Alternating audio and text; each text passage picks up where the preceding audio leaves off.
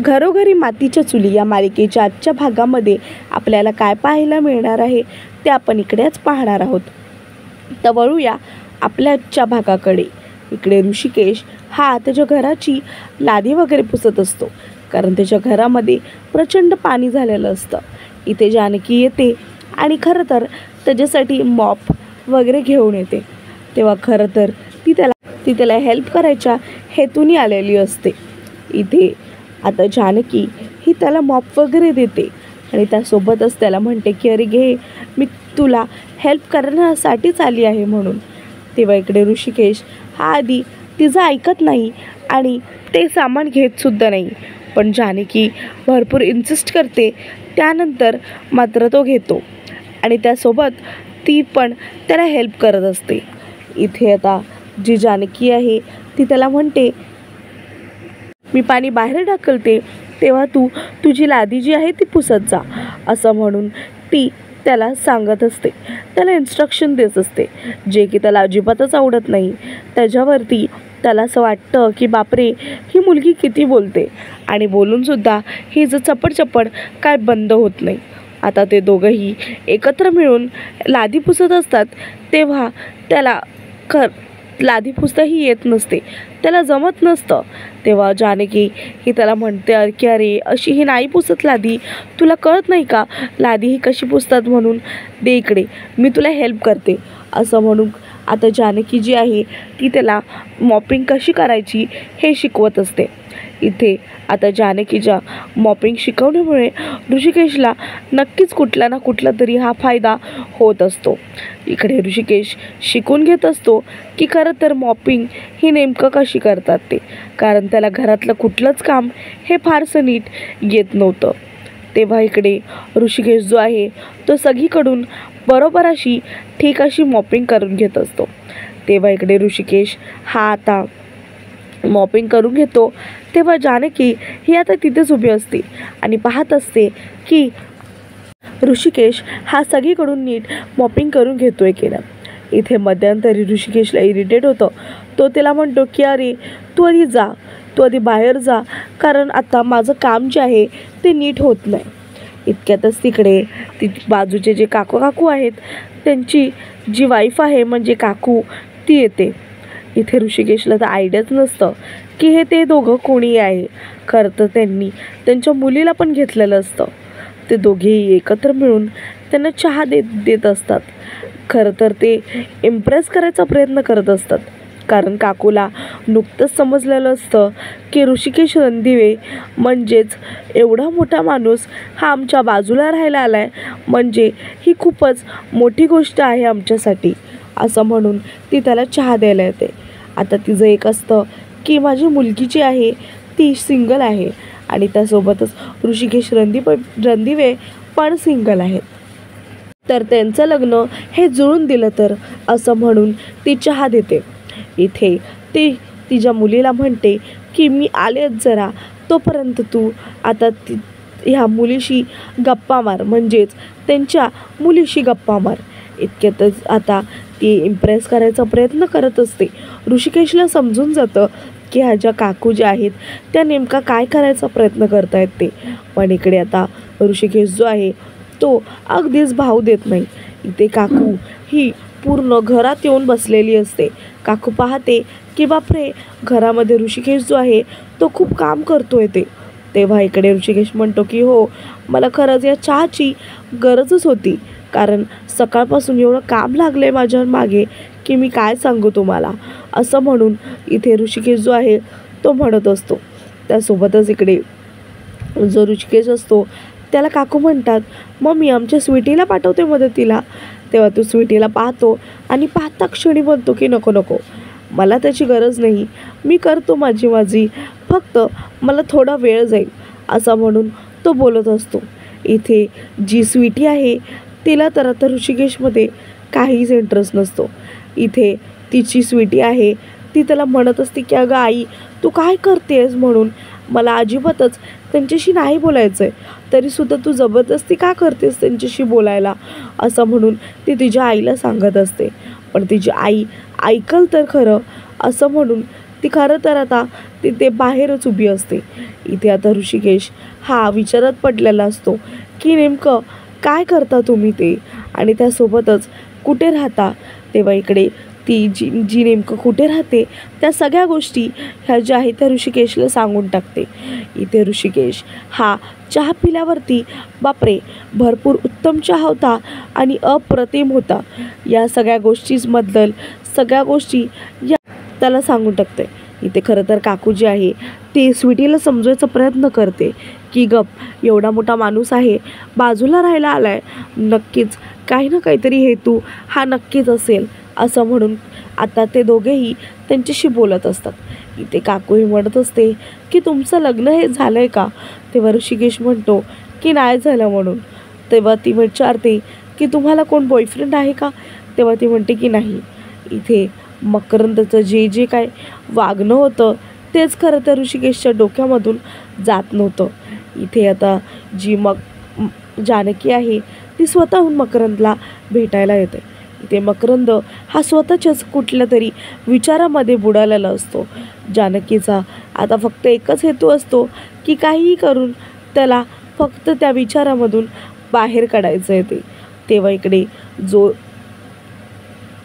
आता मकरंद आहे त्याला ती बसायला सांगते. त्यासोबतच त्याला बसायला सांगता क्षणी ते त्याला म्हणते की हे बघ मकरंद, तू जेव्हा कॉलेजमध्ये होतास तेव्हा अजिबातच असा नव्हतास. तू कॉलेजमध्ये बऱ्यापैकी खरंच खूप चांगला होतास, ग्रेट होतास, पण तू एवढा चिडका हा ऑफिसमध्ये आल्यापासून झाला आहेस का. म्हणजे ऑफिसमधले लोक हे सगळे असे काहीतरी करतायत का, किंवा काय वागतायत का, किंवा माझ्यामुळे चिडतायत, मी काय केलं आहे का, असं म्हणून खरं तर खूप गोष्टी ह्या अशा सांगायच्या असतात. पण इथे आता ऋषिकेशबद्दल सांगितल्यावरती आता जी जानकी आहे ती सांगत असते की कसं तो आमच्या बाजूला राहायला आला आणि त्यांनी सकाळ सकाळी कुठले कुठले घोळ जे आहेत ते करून ठेवले. तेव्हा इकडे ऋषिकेशला एक गोष्ट मात्र नक्कीच कळते की ह्या ज्या काकू आहेत त्या लग्न अटेंड करायला आल्यात, पण मात्र सगळ्या गोष्टी ह्या चुगली करायला आल्यात, असं ते म्हणत असतं. इथे ऋषिकेश खाऊन झालेलं असतं. म्हणूनच आता जो आता ऋषिकेश आहे तो आता कोल्हापूरला जायला निघालेला असतो, कारण त्याला खूपच जास्त उशीर होणार असतो. म्हणूनच तो अजिबातच तिच्याशी कामली बोलत नाही. त्याला वाटतं हिच्याशी काम बोललो तर हिला मी वाटते की अगदीच शांत वगैरे आहे म्हणूनच अजिबात मी घरात काम वगैरे राहत नाही. इथे जो ऋषिकेश आहे त्याला पण खूपच जास्त वाईट वाटत असेल रे. तो पण त्याच्या आईपासून लांब राहतो, तो पण वेगळा फ्रस्ट्रेशनमध्ये असेल, असं म्हणून खरं तर ऋषिकेश जो आहे त्याचं जेवण जे आहे त्याच्याबद्दल जानकीला आता जे बोलत असते ते सगळं आता मकरंदला ऐकायचं नसतं. मकरंद जो आहे तो तिला म्हणतो की जानकी, मी तुला शेवटचं सांगतोय, प्लीज त्या ऋषिकेशपासून लांब राहा आणि त्याचा टॉपिक जो आहे तो अजिबातच माझ्यासमोर काढत जाऊ नको, असं म्हणून तो खरं तर तिच्यावर चिडतो. ज्याच्यावर जानकीला समजतं की आपल्याला मकरंदशी ऋषिकेशबद्दलचा टॉपिक जो आहे तो काढायलाच नको, कारण जर आपण त्याच्यासमोर तो टॉपिक काढला तर तो चिडतो. असं जसा मकरंद हा त्याचा नाव घेऊन चिडतो त्या गोष्टीवरती आता जानकीला समजून जातं की मकरंद जो आहे त्याचा नेमका हा प्रॉब्लेम काय आहे म्हणून. त्यासोबतच इकडे मकरंद जो आहे तो खरं तर सगळ्यांना फक्त आणि फक्त हॅपी ठेवायचा प्रयत्न करत असतो, पण इकडे कोणीही त्याच्या आता वागण्यामुळे हॅपी होत नाही आहे असं मात्र दिसतंय. असं म्हणून जो मकरंद आहे तो आता शेअर ऑटो वगैरे करून त्याच्या बिल्डिंगमध्ये जायचा ट्राय करत असतो. इतक्यातच इथे जो मकरंद आहे तो फाईल घेतो, सगळ्या गोष्टी ह्या नीट फारसा चेक आहे की नाही तो बघतो. इतक्यातच पाहत असतो की बापरे, मी एवढा वियर्ड बिहेव केलं आणि जानकी ही समोरच आहे, जानकीच्या मनामध्ये काहीतरी विचित्र चालले नाही का, असं म्हणून ती युजली करत असते. इथे जो आता ऋषिकेश आहे तो जॉब शोधायच्या संदर्भात हा बाहेर पडलेला असतो. जॉब शोधता तो एका कंपनीमध्ये येऊन इंटरव्ह्यू वगैरे देत असतो. तेव्हा तिकडचे जे आता मॅनेजर असतात किंवा ओनर असतात ते ऋषिकेशची अजिबातच चांगले बोलत नाही. ते ऋषिकेशला आधी खरं तर तूड करत असतात, त्यासोबतच तू वगैरे करत असतात, जे की ऋषिकेशला आवडत नाही. तेव्हा ऋषिकेश हे त्याला म्हणतं की जाऊ दे, कोण एवढं समोर ह्याच्या येणार आहे. तेव्हा सांगतात की आमचा जॉब जो आहे तो खरं तर आता खूपच वेगळा आहे. तो म्हणजे प्रॉपर हा फायनान्सिंगचा आहे. म्हणजे तुम्हाला फायनान्सिंग हवं असेल तर कुठल्या कंपनीमधून कुठलं काय करू असा विचार करावा लागेल. तेव्हा इकडे आता जो मॅनेजर असतो किंवा जो ओनर असतो तो ऋषिकेशला ठेवण्यापासून मना करतो. त्याला असं वाटतं की ज्या मुलांनी स्वतःच्या बापाला फसवलं आहे तो एका कंपनीला का नाही फसवणार. या गोष्टीवरती आता ऋषिकेश जो आहे तो चिडतो. त्याला असं वाटतं की तुम्ही तुमचा आवाज हा कमी ठेवा, कारण की तुम्हाला कुठलाच हक्क नाही आहे माझ्यासमोर ह्या सगळ्या गोष्टी बोलायचा, असं म्हणून ऋषिकेश जो आहे तो त्याला बोलत असतो. इथे ऋषिकेश हा त्याला सांगत असतो की तू अजिबातच तुझी लायकी विसरू नकोस, कारण की जर तू तुझी लायकी विसरलीस तर मात्र मी तुला एक पण कवडीचा इथं सोडणार नाही. मी कसं इथून गायब होते ना हे तुला कळणारसुद्धा नाही. असं म्हणून इकडे ऋषिकेश जो आहे तो आता सगळ्या गोष्टी ह्या धमकीवारीने बोलत असतो. पण खरं तर त्या मॅनेजरची पण चूक असते, कारण जर त्यांनी ऋषिकेशला भडकवलं नसतं तर मात्र अजिबातच असं सगळं काही झालं नसतं. असं म्हणून ऋषिकेश जो आहे तो आता त्यांच्या खांद्यावरून हात काढतो आणि त्यांना सॉरी असं म्हणतो. त्यासोबतच त्यांना म्हणतो की हे बघा, मला खरंच ह्या भांडणांमध्ये एवढं सिरियसली पडायचं नाही आहे, पण एवढं मात्र मला माहिती आहे की नेमकं वरती काय चाललं आहे, असं म्हणून तो सांगत असतो. इथे आता जो ऋषिकेश आहे तिथंच आता सयाजीराव पण येतो. सयाजीराव त्याला म्हणतो की वा, तुला नोकरी पाहिजे आणि तुला मी माझ्या कंपनीमध्ये नोकरी देईन, ह्या गोष्टीचा तुला अंदाज तरी लागला आहे का रे जरा, असं म्हणून आता एक जो सेफ्टी गार्ड आहे तो त्याच्या सामने येतो. तेव्हा इकडे ऋषिकेश हा त्याला फाईल दाखवायचा प्रयत्न करतो त्याचा की माझे कोलॅबरेशन्स एवढे आहे. तेव्हा सयाजीराव त्याला म्हणतो की अरे हे सगळं मला नको दाखवू, या सगळ्याची मला गरज नाही आहे. तेव्हा इकडे जी आता अवंतिका ही त्याला समजवत असते की हे बघ सौमी, या सगळ्या गोष्टीमध्ये खरं तर तुझी पण चुकी आहे. या सगळ्या गोष्टी तू तुझ्या दादाला आधीपासून सांगायला हवं होता, म्हणूनच आज ही वेळ आली आहे. जर तू ह्या सगळ्या गोष्टी दादाला आधीपासूनच कन्फेस केल्या असतास तर आज फक्त तुझ्या दादाला त्याची चुकी जी आहे ती आता एकट्याला भोगता यावी नसती, असं म्हणून खरं तर आता जी अवंतिका आहे ती सौमित्रेला सांगत असते.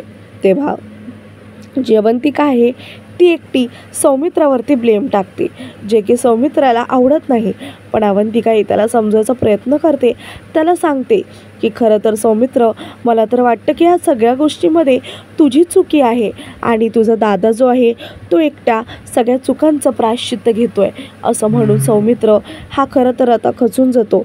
तो म्हणतो की बापरे अवंतिका, तू सगळ्या गोष्टी ह्या माझ्यावरतीच कसे काय ब्लेम करू शकतेस म्हणून.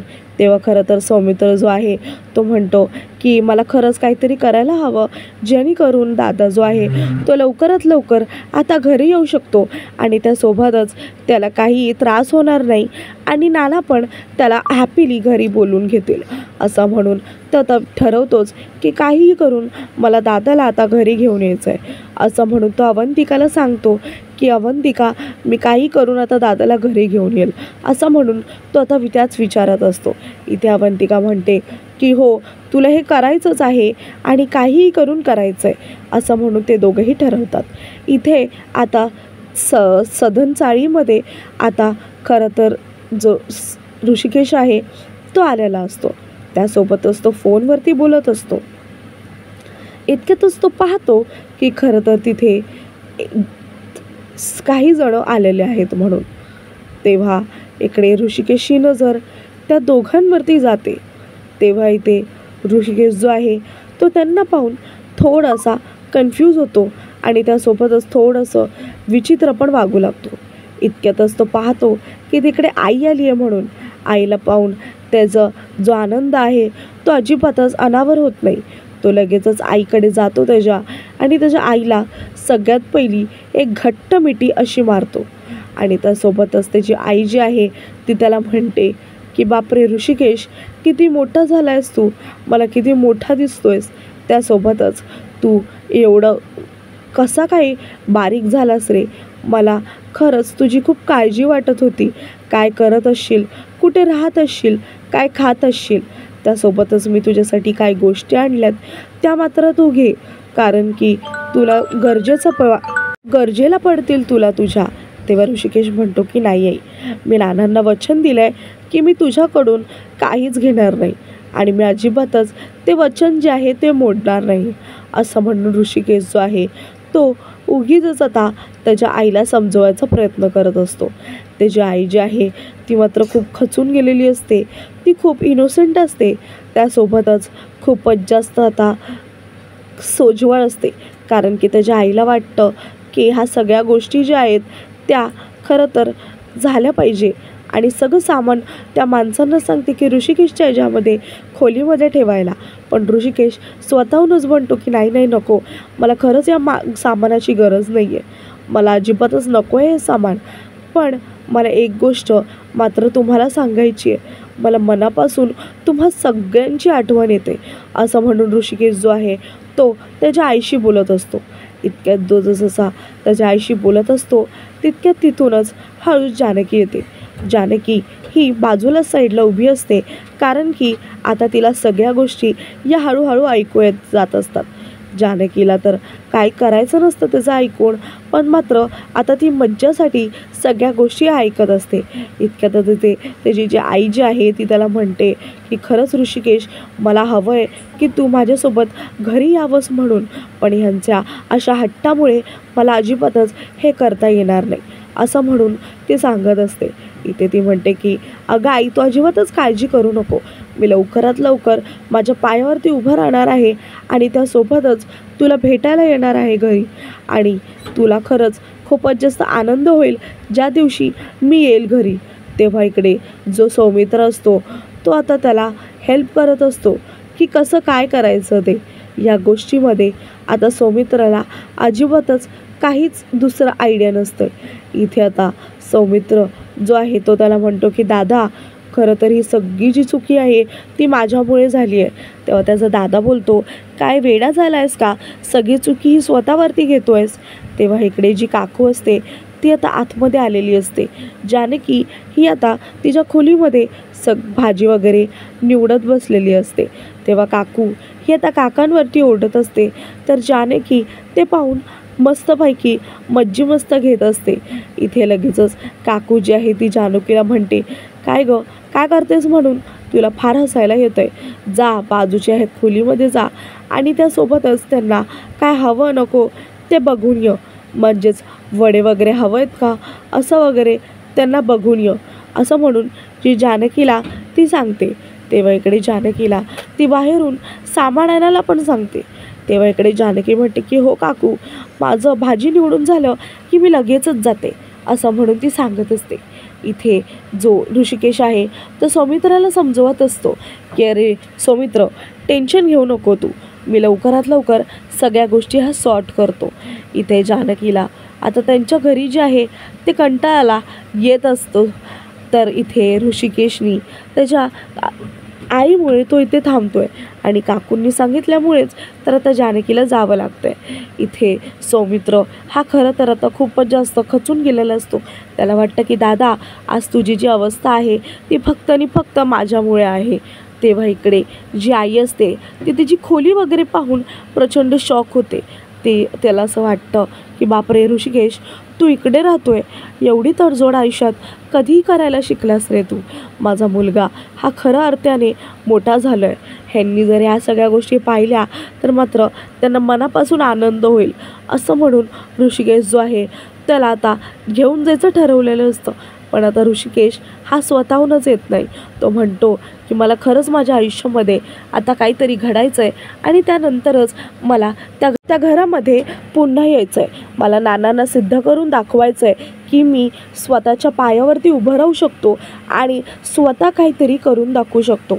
तेव्हा आई म्हणते की अरे ह्या सगळ्या गोष्टीची काहीच गरज नाही आहे ऋषिकेश. या सगळ्या तडजोडीपेक्षा तू खरंच स्वतःहून आपल्या घरी ये आणि राहा. तेव्हा ऋषिकेश आईला सरळ नाही म्हणून सांगतो. तो म्हणतो की नाही आई, मला स्वतःच्या पायावरती घडायचं आहे काहीतरी. मी कुठेतरी नोकरी शोधणार, 4 पैसे कमवणार. त्याच्या 4 पैसा कमवल्यावरती तेव्हाच मला समजेल की खरं आयुष्य हे काय असतं. इतके दिवस मी मनापासूनच सगळ्या गोष्टी या लाईटली घेतल्यात, पण आता मला सगळ्या गोष्टी या सिरियसलीच घ्यायच्यात. हे गोष्ट आता ऋषिकेशनी मात्र ठरवलेलीच असते, जे की आता सौमित्राला पण आवडते आणि आईला पण. आणि आजचा भाग इकडे संपून जातो.